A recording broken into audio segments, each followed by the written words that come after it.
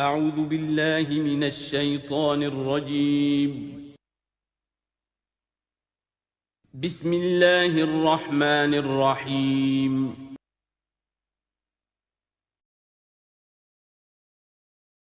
ایک طرف تو ان کا کہنا یہ تھا کہ جنت میں داخل نہیں ہوگا مگر وہی جو یہودی ہو یا نصرانی ہو. اب عمل کیا ہے؟ وقالت الیہود لیست النصارى علی شیء. یہودی کہتے ہیں نصارہ کی کوئی حیثیت نہیں، کوئی بنیاد نہیں، کوئی جڑ نہیں.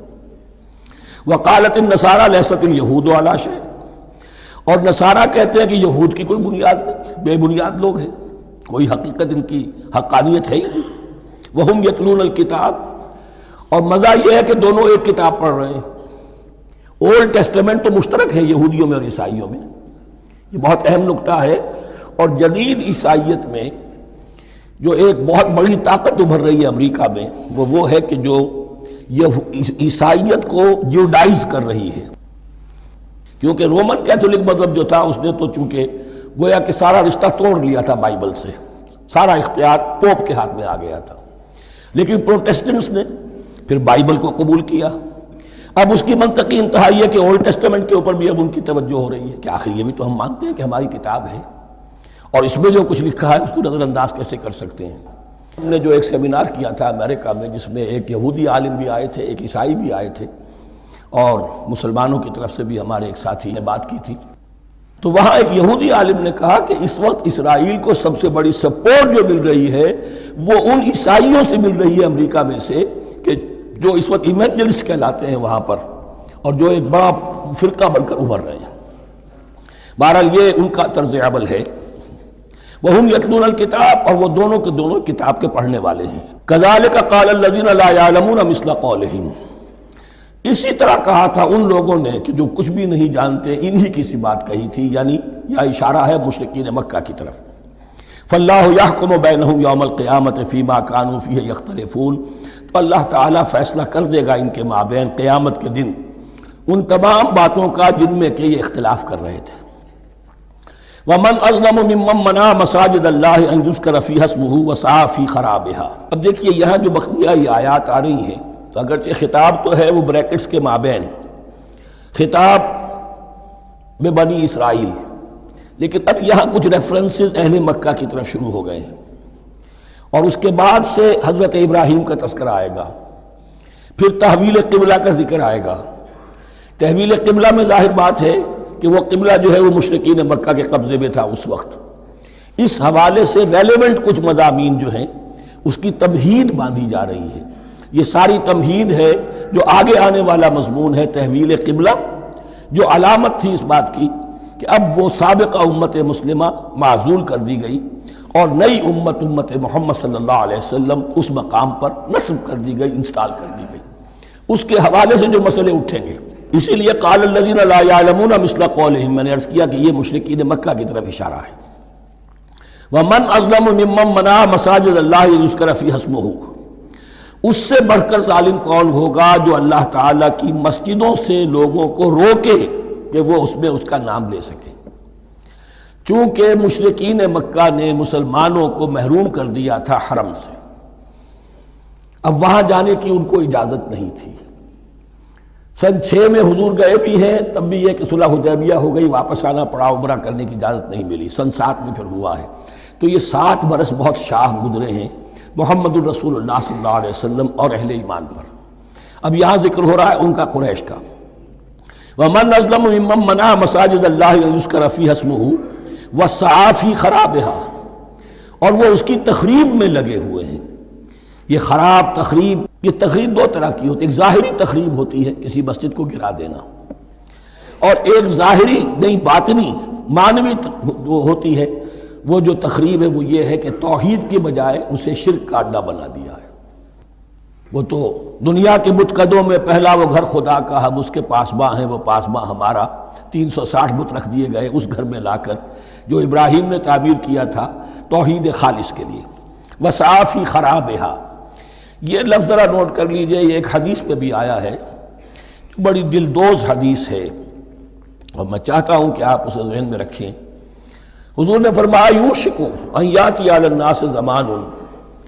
اندیشہ ہے کہ لوگوں پر یعنی میری امت پر ایک زمانہ ایسا بھی آ جائے گا اب گنتے جائیے، لا یبقى من الاسلام الا اسمہ، اسلام میں سے اس کے نام کے سوا کچھ نہیں بچے گا، ولا یبقى من القرآن الا رسمہ، قرآن میں سے اس کے رسم الخط، الفاظ اور حروف کے سوا کچھ نہیں بچے گا، اسی کی اللہ تعالیٰ نے ضمانت دی ہے، یہ محفوظ رہے گا رسم عثمانی۔ مساجدہم عامرۃ، ان کی مسجدیں آباد تو بہت ہوں گی، وہی خراب من الہدی، ہدایت سے خالی ہو جائیں گے، یہ خراب کے لفظ سے ہی خراب من الہدی، وعلماؤہم شر الناس تحت ادیم السماء، اور ان کے علماء آسمان کی چھت کے نیچے کی بدترین انسان ہیں، من عندہم تخرج الفتنۃ وفیہم تعود، فتنہ انہی کے اندر سے برآمد ہوگا، انہی میں گھس جائے گا، یعنی ان کا کام فتنہ انگیزی، مخالفت، جنگ و جدال، بھڑکانا، اپنے اپنے فرقے کے لوگوں کے جذبات کو بھڑکاتے رہنا اور مسلمانوں کے اندر اختلافات کو ہوا دینا، یہی ان کا کام رہ جائے گا۔ آج جن کو ہم علماء کہتے ہیں، ان کی عظیم اکثریت اس کیفیت سے دوچار ہو چکی ہے۔ جب مذہب اور دین پیشہ بن جائے تو کوئی خیر اس میں باقی نہیں رہتا۔ یہ دین اور مذہب پیشہ نہیں تھا، اسلام میں کوئی پیشوائیت نہیں، اسلام میں کوئی پاپائیت نہیں، اسلام میں کوئی برہمنزم نہیں، اسلام تو ایک کھلا، ہر شخص کتاب اللہ پڑھے، ہر شخص عربی سیکھے، ہر شخص کو امامت کے قابل ہونا چاہیے، ہر شخص اپنی بچی کا نکاح خود پڑھائے، ہر شخص اپنے والد کا جنازہ خود پڑھے۔ یہ جو ہم نے پیشہ بنا دیا ہے اور پھر انہیں پیسے دیتے، ظاہر بات ہے کہ پھر اس پیشے کے اندر تو پیشے میں عیب نہیں، رکھیے نہ فرہاد کو نام، پھر تو پیشہ میں تو جو کچھ پیشہ ورانہ چشمکیں ہوتی ہیں اور جو خباثتیں ہوتی ہیں وہ آتی ہیں۔ لیکن ساتھ ہی یہ بات واضح رہے کہ علماء حق سے دنیا خالی نہیں ہوگی، علماء حق بھی ہیں، لیکن کسی کے ماتھے پر لکھا ہوا نہیں ہوتا کہ یہ علماء حقانی میں سے اور یہ علماء سو میں سے ہے۔ باقی یہ صحیح بات ہے کہ اکثریت ادھر جا چکی ہے، ورنہ امت کا بیڑا غرق نہ ہوتا، سیدھی سیدھی بات۔ یہ بیڑا غرق ہوا ہے تو آخر کوئی سبب ہے۔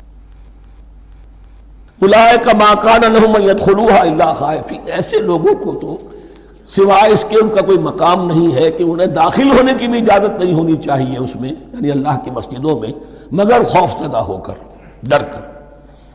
لہم فی الدنیا خزی، کے لیے دنیا میں بھی رسوائی اور ذلت ہے، لہم فی الآخرۃ عذاب عظیم، اور آخرت میں ان کے لیے عذاب عظیم ہے۔